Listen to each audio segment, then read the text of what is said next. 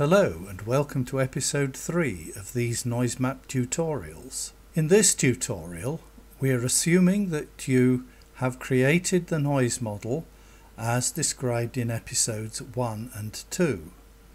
And in this episode we're going to add some receiver points and do some noise calculations. So let's begin. We'll start by opening NoiseMap, clicking on the NoiseMap icon in the toolbar. When NoiseMap opens, we just have a blank screen. So we need to open the model that we're going to work on. We go to File, Open Database File. There is the model that we're working on. So highlight it and click Open. We're told that we've got a connection, so we want to continue, but we have a blank screen. Now we go to File and Database Preview, and this shows us what we've got in the model so far, just the base scenario.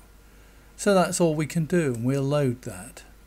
Now the three purple squares show that the model occupies these three tiles. Out of the whole of the world, this model is only in those three tiles. We can preview it to see what there is, and that little bow-shaped area is in fact the road. We're not seeing anything else of the model. We can see more by clicking on that, and now the building outlines have appeared as well. We can't edit the preview, so we need to load it. And there is the model, which you will recall we created in episodes 1 and 2. So now we're going to add some receptor points. Let's do it the manual way first. So we click on the Add Objects button, and you will notice that actually these are all greyed out. I can't actually add receivers because it's greyed out. Well, why might that be? The answer is that if we click on this button, we can see that NoiseMap has been set only to display roads and building outlines. So of course, if we did try to add receivers, they wouldn't show up. So they're greyed out to remind us we need to do something. And what we need to do is to ask NoiseMap to display receivers. Of course, the display hasn't changed at this point because there aren't any receivers in the model. Now let's go and add receivers. You see that now that is black. I can select receivers. Now the receiver points are individual points at which noise calculations are going to be done. So we need to say how high those are going to be. And normally we would make that at 1.5 meters above the ground.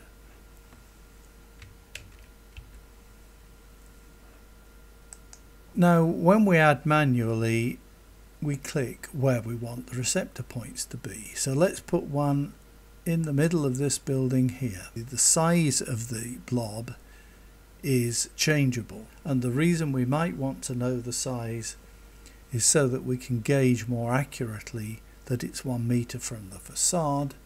I could measure it. So I select the ruler, click on one side, go to the other and click, and actually it's saying that it's 9.9. It's probably 10 meters. We don't really want them as big as this. So let's go back to the view options. It's under view, display options, and I'll make them small.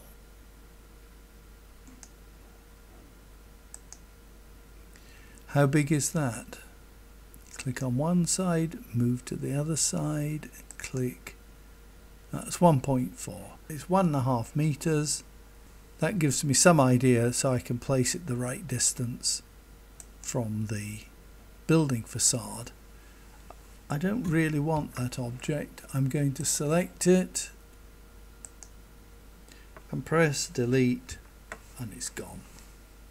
So we've left the add mode. Let's go back into the add mode, add receivers 1.5 meters above the ground, and this time I know that the square is 1.5 meters, so you need to be a little bit closer.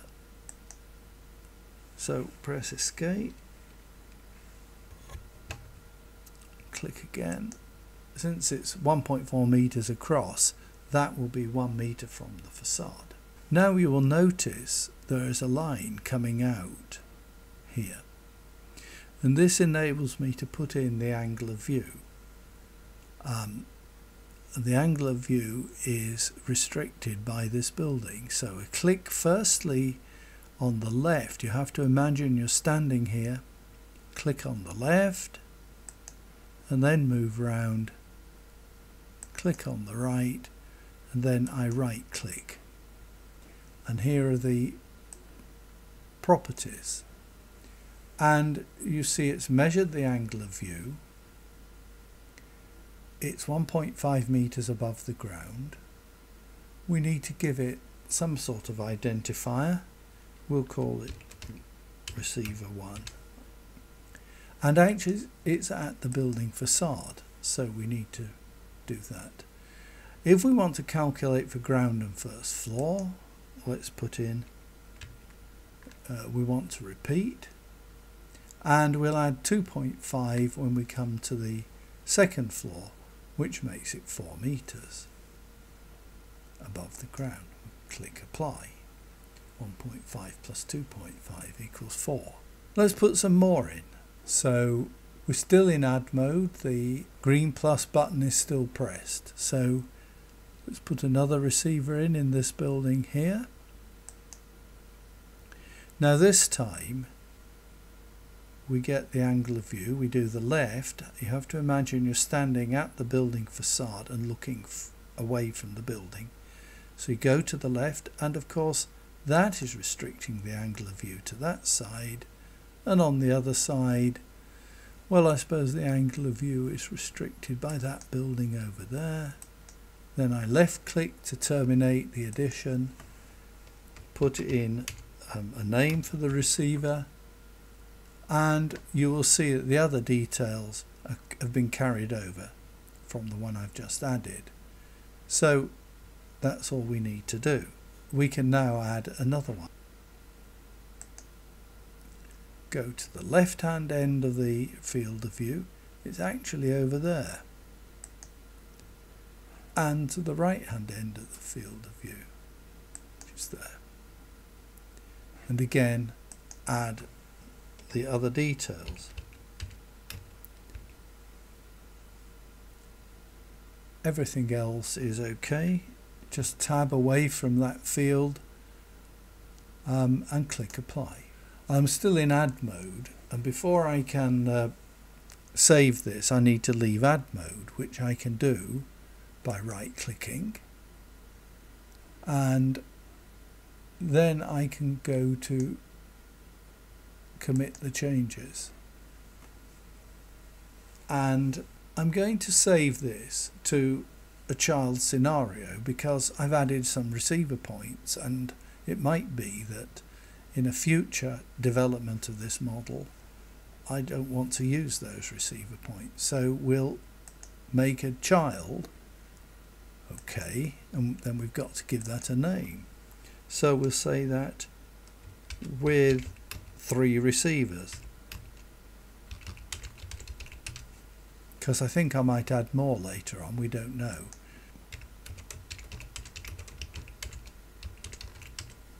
Okay, so confirms that's been saved. Now we need to add some traffic flows to the road. We go to parameters and edit.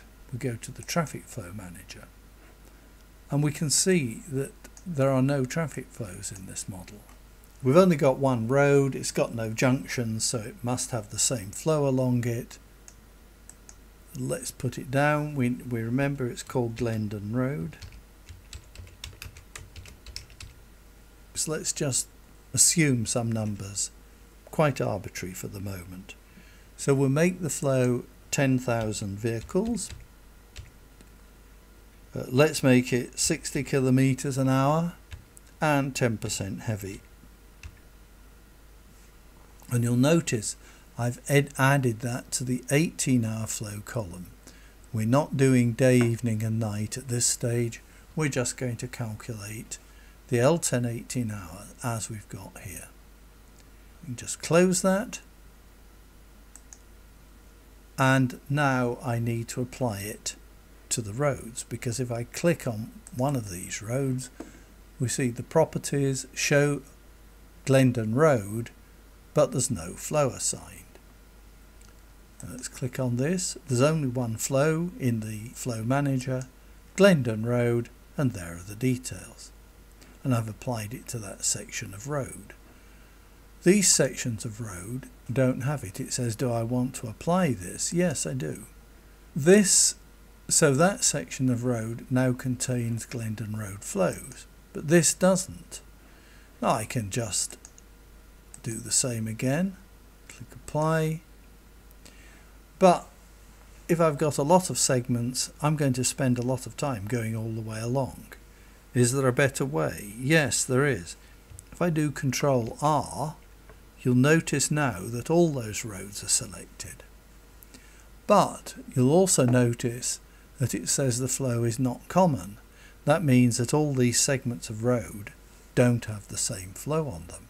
Let's make them all the same. Right. And we've got to do these. They break at the tile boundary. So if I can select one.